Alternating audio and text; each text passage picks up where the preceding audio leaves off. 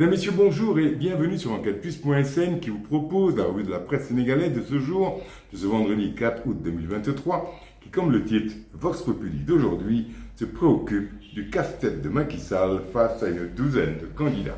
Vox Pop qui pointe la difficile recherche du consensus autour d'un poste d'un porte-étendard et note que la carte blanche vire au cadeau empoisonné, se demandant si la charte de BBY soumise aux prétendants ne serait pas un système de bridage des candidats. Dans les Échos, on apprend que le consensus n'est toujours pas trouvé, que les primaires ont été refusées et que Mansour Faye est sorti du bois.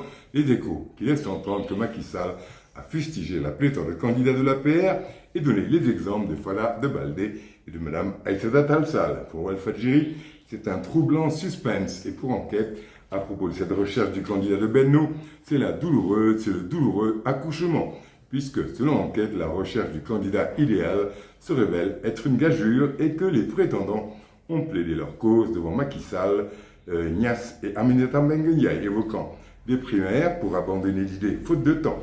Enquête nous apprend que, auditionné par Niasse, Maktar Cissé a décliné toute candidature et quitté la rencontre. Un choix pénible.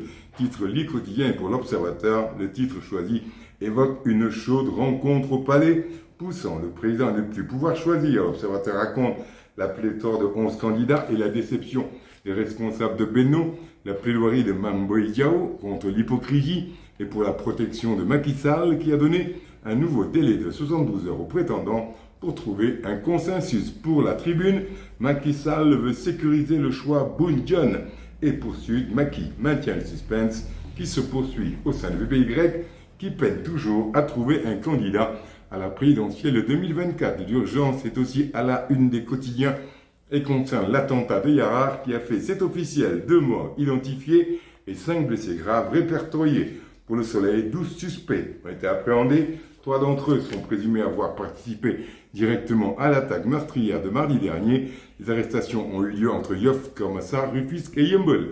Le Soleil qui dévoile les identités et les victimes et les blessés. Et alors que Busby le jour, il est urgent d'éteindre ces bouches d'incendie et par la plume de son billetiste, Busby le jour écrit la terreur. Quelle erreur! Ce pays des merveilles est en train de perdre tout ce qu'il avait de meilleur que d'autres frères africains, à savoir la paix et la stabilité. Et si tout est en flammes, c'est parce qu'on n'a pas su éteindre ces bouches incendiaires avec des bouches d'incendie. Du venin qui ne cesse pas d'ailleurs, et apparemment, il y a aussi du feu de l'autre côté qui risque de ravager une coalition. Ça chauffe de tous bords, conclut le billet de Busby le jour. En tout cas, dans Enquête, les rescapés sont revenus sur l'horreur de l'attentat. Pour le quotidien, c'est la purge évoquant la dissolution de PASTEF et les arrestations des proches de Sonko, notant les mandats de dépôt pour Ben Talib Sow, Toussaint Manga et d'autres, et le fait aussi qu'Abbas Fall est en passe de perdre son poste de premier adjoint au maire de Dakar.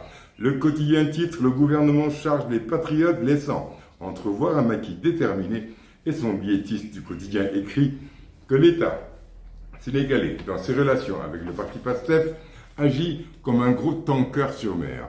Il se meut si lentement qu'on a l'impression qu'il ne bouge pas et il est si lourd dans ses gestes qu'il n'est pas facile de l'arrêter. Et d'un seul coup, cette affaire dévoile sur le quotidien une facette de Macky Sall que beaucoup méconnaissent, sa détermination.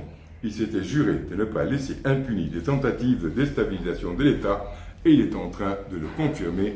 Et malgré le peu de temps qui lui reste, gageons qu'il voudra aller jusqu'au bout.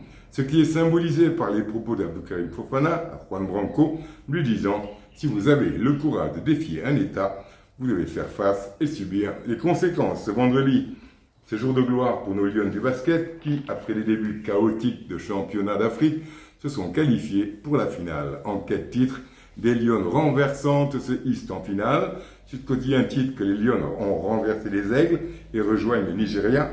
Busby le jour rend hommage à la néo-sénégalaise et titre le Sénégal Sierra en finale.